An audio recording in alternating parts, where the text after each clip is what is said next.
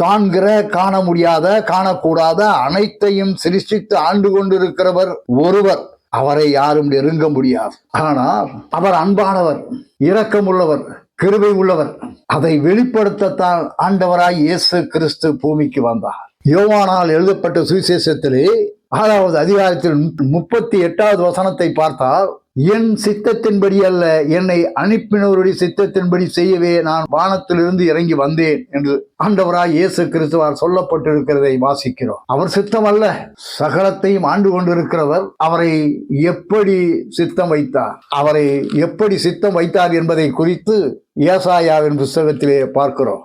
ஏசாயாவின் புஸ்தகத்திலே 53வது அதிகாரத்திலே 10வது வசனத்தை பார்த்தால், கர்த்தரோ அவரை நொறுக்க சித்தமாகி அவரை பாடுகளுக்குட்படுத்தினார். அவருடைய ஆத்துமா தன்னை குற்ற நிவாரண பலியாக ஒப்பு கொடுக்கும் போது அவர் தமது சந்ததியை கண்டு நீடித்த நாட்களாய் இருப்பார். கர்த்தருக்கு சித்தமானது அவர் கையினால் வாய்க்கும் என்பதாக நாம் வாசிக்கிறோம். கர்த்தரோ அவரை நொறுக்க சித்தமாகி அவரை பாடுகளுக்கு உட்படுத்தினார். பிறப்பிலிருந்து மரணம் வரைக்கும் அவருடைய சத்தியத்தை பேசுகிறவர்களே, இயேசு என் இரட்சகர் என்று சொல்லுகிறவர்களே, அவர் பிறந்ததிலிருந்து அவர் மரணத்தை சந்தித்து மரித்து போக வரைக்கும் அவர் பட்ட பாடுகளை நினைத்து பாருங்கள்.